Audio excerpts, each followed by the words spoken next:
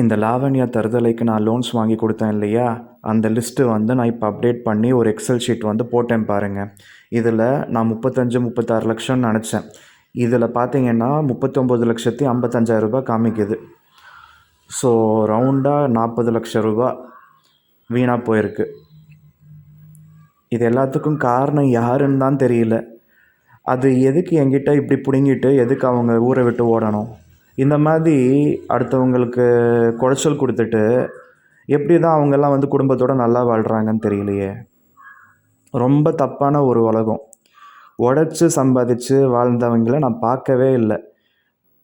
சொந்த வீட்டில் வாழ்கிறவங்களை விட சொந்தக்காரங்க வீட்டில் உட்காந்துக்கிட்டு நச்சரிப்பு அதிகமாக இருக்கிற நாய்ங்களை தான் பார்க்க வேண்டியதாக இருக்குது. எனக்கு என் நெய்பர்ஸ் ஒழுங்காக இருந்திருந்தா எனக்கு எதுக்கு இவ்வளோ பிரச்சனை? இத்தனை லட்சம் ரூபாய் வீணாக போயிருக்குது. சும்மா அப்படியே போட்டு சத்தாய்க்குதுங்க தினமும். கொஞ்சம் நஞ்சம் இருக்கிற நிம்மதியும் வந்து இதுங்களால் போயிடுது. சரி, உறவுக்காரங்களுக்காவது காசு கொடுத்து உதவுனாவது நமக்கு நாளைக்கு நல்லது கெட்டதை பார்ப்பாங்கன்னா ஒன்றுத்துக்கும் தேராமல் வந்து நம்மக்கிட்ட பிடுங்கிட்டு நம்மளை யூஸ் அண்ட் த்ரோ மாதிரி நம்மளை வந்து யூஸ் பண்ணிவிட்டு போயிட்டாங்க. என்ன மாதிரி ஒரு உலகத்தில் நம்ம வாழ்ந்துக்கிட்டு இருக்கோம்? நல்லதுக்கு காலம் இல்லை, அவ்வளோதானே.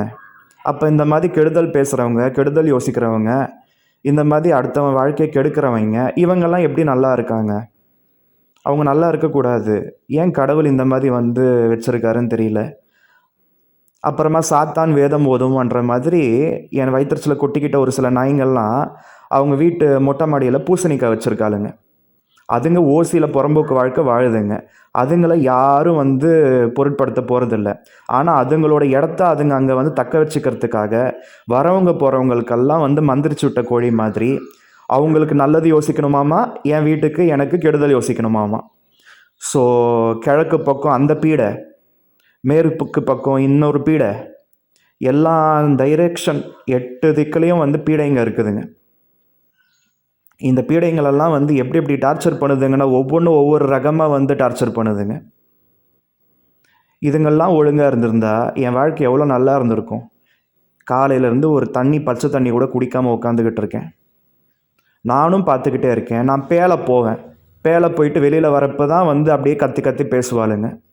காலையில் தூங்கி எழுந்துக்கிறப்ப தான் வந்து அசிங்கமாக பேசுவாளுங்க. என் வீட்டில் நான் பிளான் போட்டு கொடுத்து நான் 32 லட்சம் ரூபாய்க்கு நான் கட்டிட்டு உட்காந்துக்கிட்டு இருக்க வீட்டில் எந்த ரூமில் போய் உட்காந்தாலும் எனக்கு நிம்மதி இல்லாமல் எல்லா பக்கமும் கெடுக்குது. பக்கத்தில் இருக்க புறம்போக்கும் அப்படி தான் இருக்குது, கொஞ்சம் தூரத்தில் இருக்க புறம்போக்கும் அப்படி தான் இருக்குது. புதுசாக வந்து சேர்ந்த புறம்போக்கும் வந்து வாய் கொடுப்பாளுங்க. நான் வெளியில் போகக்கூடாது, என்னை பார்த்துடக்கூடாது, எங்கே இருந்தாவது வாய் கொடுப்பாளுங்க. என்னை பார்த்தாலும் வாய் கொடுப்பாளுங்க. நான் வீட்டுக்குள்ளே எங்கே இருந்தாலும் எனக்கு வந்து நான் எங்கே போய் உட்காந்தாலும் அதுங்களுக்கு வந்து மோப்பம் பிடிச்சிடுதுங்க. மோப்பம் நாய்ங்க மாதிரி. அதனால் எங்கே உட்காந்தாலும் இவனை வந்து சத்தாய்க்கணும்னு சொல்லிட்டு கங்கணம் கட்டிக்கிட்டு அலையுதுங்க. இத்தனை லட்சம் ரூபாய் ஒரு வீட்டுக்கே 32 லட்சம் தான் ஆயிருக்குன்னா 40 லட்சம் ரூபாய் இந்த தருதலை லாவண்யாக்கு இத்தனை லட்சம் ரூபாய் கடனை வாங்கி கடனை அடைச்சிருக்கேன். எனக்கு தேவையா? இனிமேல் எனக்கு யாராவது கூப்பிட்டு கடன் கொடுப்பாங்களா? எனக்கு ஃப்யூச்சர் இல்லை. நாளைக்கு நான் பிஸ்னஸ் ஏதாவது ஆரம்பிக்கணுன்னா கூட நான் எப்படி ஆரம்பிப்பேன்? என்னுடைய வாழ்க்கையே வந்து கெடுத்து விட்டுடுச்சுங்க இல்லையா. 9 வயசில் ஒன்றுமே இல்லாமல் கஷ்டப்பட்டு நான் வந்து இங்கே சேர்ந்து இதுக்கப்புறம் படித்து முன்னுக்கு வந்திருக்கேன். அன்றைக்கி நான் பாட்டு என் வேலையை நான் வந்து பார்த்துக்கிட்டு இருக்கேன். ஆன்லைன் கிளாஸ் எடுத்துகிட்டு இருக்கிறேன். நம்ம இங்கே வந்து உருப்படியாக வேலை பார்க்குறது அங்கே ஒரு புறம்போக்குக்கு வெறியாகுதாம்மா. ஆத்தாலும் புள்ளையும் வந்து ஒத்துக்கிட்டு இருக்கானுங்க. அப்போ அதான் யோசிக்கிறேன், இவ்வளோ கஷ்டப்பட்டு சம்பாதிக்கிற காசு எனக்கு உதவலை. எங்கள் அம்மாவுக்கு கவர்மெண்ட் ஹாஸ்பிட்டல் கொண்டு போய் தான் நான் சேர்த்து நான் பார்த்துக்கிட்டேன். அங்கே தூக்கம் கெடுத்துக்கிட்டு நான் எவ்வளோ கஷ்டப்பட்டு எனக்கு தான் தெரியும். ஏன்டா பொட்ட புறம்போக்குங்களா, நான் பசியில் உட்காந்துக்கிட்டு நான் இவ்வளோ வேலை பார்த்து இவ்வளோ சம்பாதிச்சு எல்லாத்தையும் வந்து எங்கேயோ கொண்டு போய் தான்டா போடுறேன், வயிற்றுச்சில் கொட்டிக்காதீங்கடா அப்படின்னு சொல்லிட்டு நான் அவங்கக்கிட்ட போய் சொல்லணும்னு தோணுது. அதுங்களுக்கு சொல்லலைனாலும் எப்படியாவது புரிய வைக்கணும். அதுங்களுக்கு புரியாது. நம்ம இப்போ எவ்வளோ வேணால் பேசலாம், அதுங்களுக்கெல்லாம் வந்து இந்த காதில் வாங்கி அந்த காதில் விட்டுடுங்க. மறுபடியும் அடுத்த நாள் புறம்போக்கு வாழ்க்கை தான் வாழுங்க. ஆன்லைன் கிளாஸ் எடுப்பான், ஃப்ரீலான்சரு, $100 வரும். எப்படி டார்ச்சர் பண்ணுறாங்க? இதுங்கெல்லாம் தான் ஊர் மேயுதுங்க. இதுங்களை பற்றி ஒன்றும் தெரிய மாட்டேங்குது எனக்கு. சிவி சிங்காரிச்சிட்டு போகிறாளுங்க, வீட்டில் உட்காந்துக்கிட்டு கதை அளக்கிறாளுங்க. என் மனசு கெடுத்துக்கிட்டே இருக்குங்க. யாராவது என் வாழ்க்கை வாழ்ந்தாங்களா? ஒருத்தருக்கு வந்து ஒரு 5 லட்சம் ரூபாவோ ஒரு 10 லட்சம் ரூபாவோ வீணாக போனால் அவங்களுக்கு எவ்வளோ கஷ்டமாக இருக்கும். எனக்கு 40 லட்சம் ரூபாய் வீணாக போயிருக்கு. ஒரு தருதலை தேவரடியார் பேசிக்கிட்டே இருக்கா. அவள் அக்காக்காரி பேசினா, அவள் மாமன் பேசினா, இவ பேசுகிறா. அவள் அக்காக்காரி தூக்கத்துக்கு எடுத்ததுனால எனக்கு என்ன பண்ணுறேன்னு தெரியாமல் 20 சவரன் நகையை கொண்டு போய் விற்றேன். 2019 பிப்ரவரி மாதம் இவங்க பண்ண டார்ச்சரில் நான் வாங்கி வச்ச நகை, நான் மீட்ட நகை 45, என்ன சொல்கிறது பாருங்க, அப்படியே வந்து குளறுபடி ஆகுது. நமக்கு மைண்டு ரிலாக்ஸாக வைக்கணும். எந்த நாயாவது பார்த்தாலோ அவங்க பேச்சை கேட்டாலோ நமக்கு நிம்மதி கெட்டு போகுது, நம்ம வாழ்க்கை கெட்டு போகுது. புறம்போக்குங்க.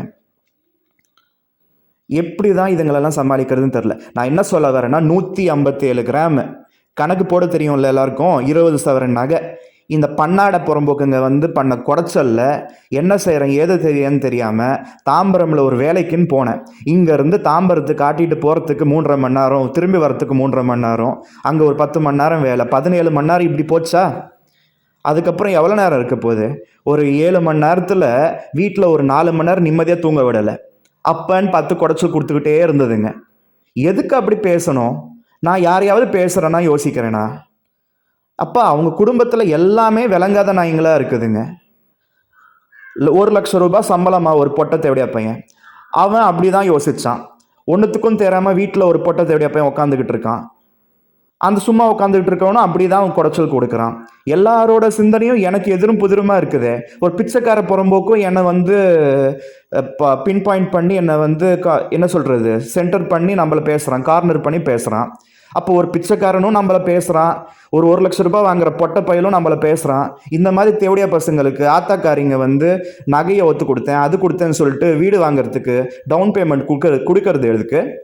இவனுங்களுக்குலாம் ஹோம் லோன் போட்டு அந்த ஹோம் லோன் கட்டுறதுக்கு நாய் மாதிரி வந்து நாக்கு தொங்க போட்டுட்டு போவாங்க. அது பத்தாதுன்னு கடனில் இருக்கேன். புறம்போக்கு, நீ உன் வீட்டுக்கு நீ வாங்கின கடனில் இருக்கடா. என்ன மாதிரி இந்த லாவண்யான்னு ஒரு தருதலைக்கு 40 லட்சம் ரூபாய் தூக்கி கொடுத்துட்டு நான் உட்காந்துக்கிட்டு இருக்கேன். என்ன மாதிரியா இருக்க? அப்போ நான்லாம் எப்படி புலம்பணும்? நிறைய பேர் ஹோம் லோன் போட்டுட்டு கடனில் இருக்கேன், கஷ்டத்தில் இருக்கேன். ஒரு வேளை வீட்டில் அப்பன் செத்துட்டான். அப்படி தான் ஒரு சிலர்லாம் வந்து அப்பன் செத்துட்டான்னு சொல்லிட்டு சென்டிமெண்ட்டை காமிச்சு சம்பளத்தை வாங்குவானுங்க.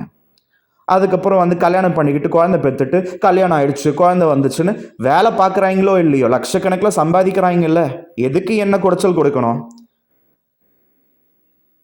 கிட்டத்தட்ட 3.5 வருஷமாக நான் வேலைக்கே போகல, மாத சம்பளம்னு வாங்கலை. நானே எவ்வளோ கஷ்டத்தில் இருக்கேன்னு எனக்கு தெரியும். சாப்பிட்றேன்னா இல்லையோ ரேஷன் அரிசி சாப்பிட்டுட்டு இருக்கேன். பசியில் இருக்கவனை எப்படி தான் வந்து பதம் பார்க்குறாங்கன்னு தெரியல. வந்துடுச்சு $100 கோடியாக வந்து நான் வந்து இன்னொரு வீடுக்கு வாங்கிட்டேன். கட்டையில் போகிறதுங்க. இதுங்க பேச அதுக்கேற்ற மாதிரியே தான் எல்லாம் விளங்காமல் போகுது. எனக்கு இதுக்கு எல்லாத்துக்கும் ஒரு முடிவு வேணும்.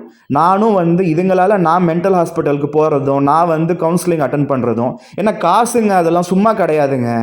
இந்த பன்னாட புறம்போக்கு தேவையாளுங்க வாய் கொடுத்துட்டே இருக்காளுங்க. நான் வந்து இந்த மாதிரி ஹாஸ்பிட்டலுக்கெல்லாம் போயிட்டு மனசுக்கு எடுத்துக்கிறேன். தேவையா எனக்கு? சாத்தான் வேதம் ஓதும், அதுக்கப்புறம் வந்து பூஜை பண்ணுவாளுங்க. அதான் சொன்னேனே, எல்லாம் கண்ணு போட்டுட்டு எல்லாம் பேச்சும் பேசிட்டு அதுங்களுக்கு கண்ணு போட்டுட்டு போதுன்னு சொல்லிட்டு ஒரு 15 ரூபாய் பூசணிக்காய் வச்சுட்டு அதுங்க வாழ்க்கை ஓடிடுது.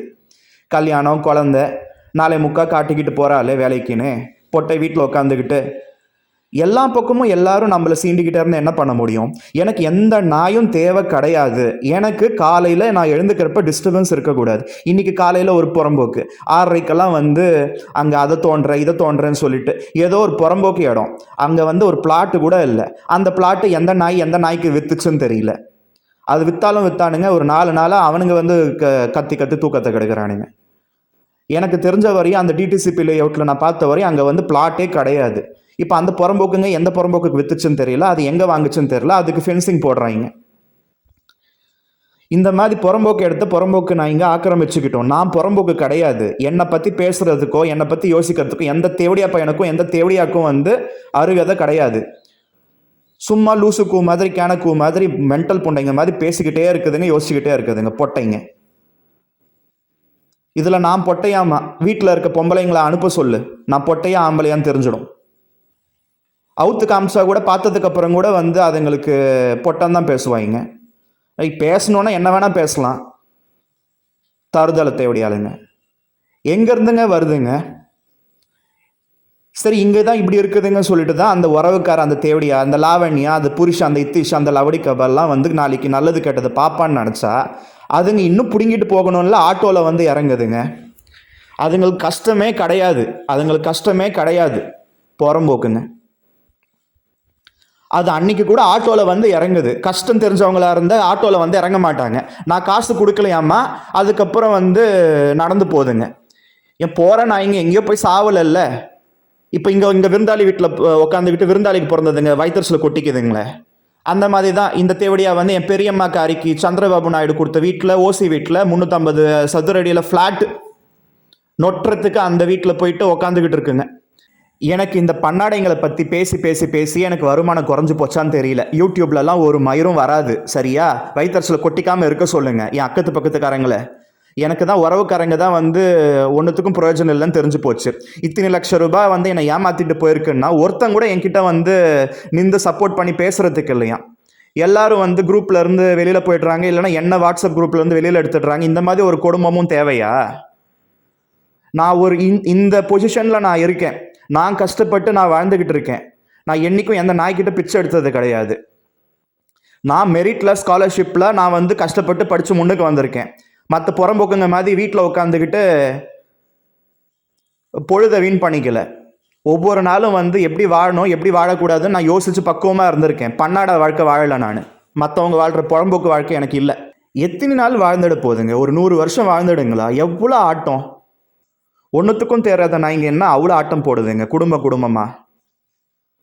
பிச்சைக்கார புறம்போக்குங்க. எல்லா பக்கமும் எல்லா புறம்போக்குங்களும் வந்து சரியில்லைன்னா யாரையும் திருத்த முடியாது. எனக்கு அப்படியே இந்த ஸ்ட்ரெஸ்ஸில் உடம்பு வலி, மசில் பெயின், மசில் கிராம்ப்பு, ஸ்ட்ரெஸ்ஸு, ஹெட்டேக்கு, எத்தனை தலைவலி. ஏதோ சமைச்சு சாப்பிட்டுட்டு இருக்கேன், அதில் சத்து இருக்குதான்னு கூட தெரியல.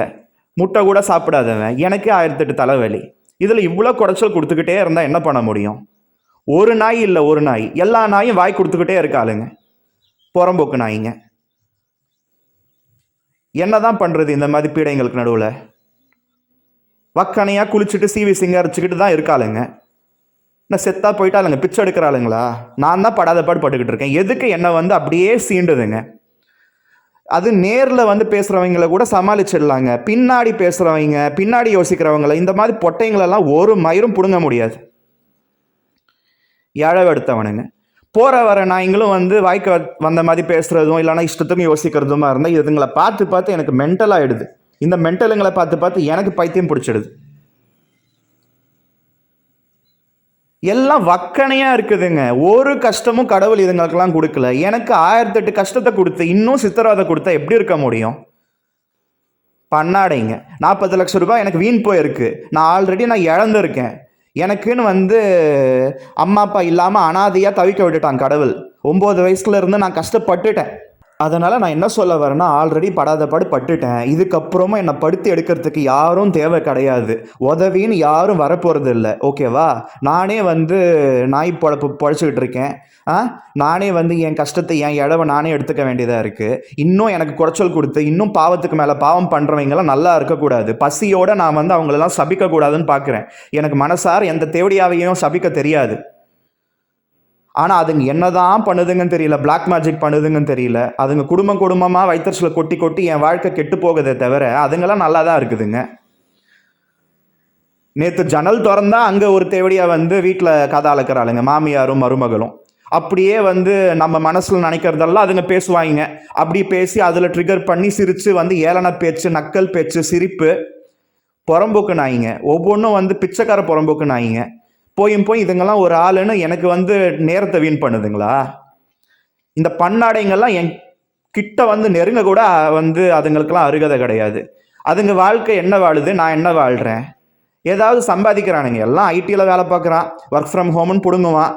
அதில் வேறு யாராவது ஒர்க் பண்ணுறவங்களாம் நான் வந்து பொதுவாக சொல்கிறேன்னு நினச்சிக்காதீங்க. எனக்கு பிரச்சனை பண்ணுற குறைச்சல் கொடுக்குற பன்னாடைங்களை பற்றி பேசிக்கிட்டு இருக்கேன்.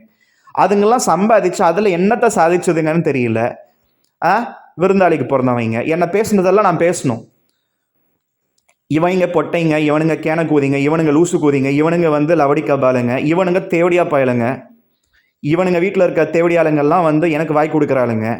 ஆம்பளை நான் மட்டும் தானே? ஆம்பளைங்க வந்து படுத்தது பார்த்தாதுன்னு இவனுங்க வந்து நாக்கு தொங்க போட்டுட்டு அலையிறாளுங்களா? எவ்வளோ கொச்சையாக பேசுவாளுங்க தெரியுமா? நம்மளும் பேசுகிறோம்ல அவங்களுக்கு ஈக்குவலாக. அதுங்க தின்னுதுங்க, நானும் தின்ன வேண்டியதாக இருக்குது. அதுங்களுக்கு செரிக்குது, எனக்கு செரிக்காது. ஆனால் பிரச்சனை தான் கடைசி வரையும். நம்ம கஷ்டப்பட்டு நம்ம வாழ்கிறப்ப நம்ம வீட்லேயே நமக்கு சேஃப்டி இல்லை, எல்லா பக்கமும் எல்லாரும் வந்து கன்னிங்காக இருக்காங்க, அட்டாக்கிங் மோட்லேயே இருக்காங்க. உன்னை வந்து பேசுவாங்க, உன்னை வந்து சித்திரவதை பண்ணுவாங்க, நீயே வந்து வீட்டுக்குள்ளே தற்கொலை பண்ணிக்கிட்டா அவங்களுக்குலாம் சந்தோஷம். நானே வீட்டுக்குள்ளே நாரி செத்தா கூட எவனும் கண்டுக்க மாட்டாங்க. நம்ம கதையை இங்கே பேசுகிறோமே தவிர, யாரையாவது கூப்பிட்டு ஒரு 2 நிமிஷம் பேசினா கூட வேலை இருக்குப்பான்னு சொல்லிட்டு போவாங்களே தவிர, 24 மணி நேரம் என்னை பற்றியே யோசிச்சுக்கிட்டு எனக்கு குடைச்சல் கொடுக்கறதுக்கே வந்து பேசிக்கிட்டே இருக்காளுங்க. எனக்கு சின்ன வயசுலேருந்து ஒரு சந்தோஷத்தையும் நான் வந்து அனுபவிக்கலை. எல்லா நாளும் வந்து துன்பத்தை தான் நான் அனுபவிச்சிருக்கேன். எல்லார்கிட்டையும் நான் படாத பாடு பட்டுட்டேன். இப்படி ஒரு பிறவி எதுக்கு தான் நான் பிறந்து நான் இவ்வளோ கஷ்டப்பட்டுட்டு இருக்கேன், நான் படாத பாடு பட்டு நான் எவ்வளோ யோசிச்சாச்சு. இதுக்கப்புறமும் எனக்கு இதே மாதிரி தான் இருக்கும், நிம்மதி இருக்காது, நிம்மதியை கெடுப்பாங்கன்னா நான் என்ன பண்ணுறதுன்னு தெரியல. ஒன்று நான் சாகணும், இல்லைன்னா அவங்க எல்லாரையும் கொல்லணும். அவங்களுக்கு நடுவில் ஒவ்வொரு நொடியும் வந்து வாழ்ந்து சாக முடியல, சித்திரவதையாக இருக்குது. இதுக்கு யாராவது கொண்டு வந்து விஷத்தை போட்டு சாப்பிட்டுட்டு போய் சாவுன்னு சொன்னால் கூட செத்துடலாம் போல். 40 லட்ச ரூபாய் கொடுத்துட்டு திருப்பி வாங்க முடியாமல் கஷ்டப்பட்டுட்டு இருக்கேன். யாரையுமே வந்து கண்ட்ரோல் பண்ண முடியாது, எல்லாம் புறம்போக்குங்க. இப்போ எல்லாமே வெறி நாய்ங்க சொறி நாய்ங்களுக்கு சமம். வெறி நாயை கண்ட்ரோல் பண்ண முடியுமா?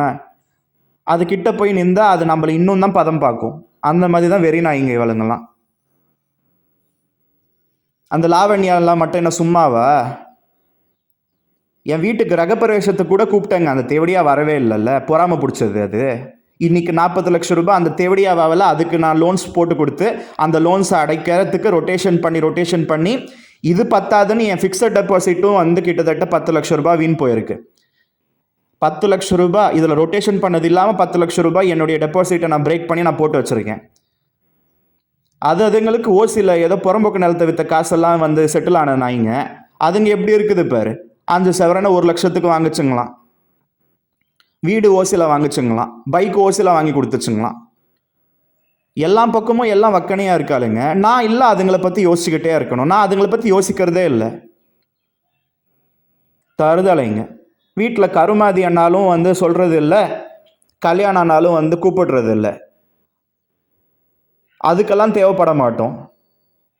அப்போ என்னை பற்றி யோசிக்கக்கூடாது, என்னை ஃப்ரீயாக விடுங்க.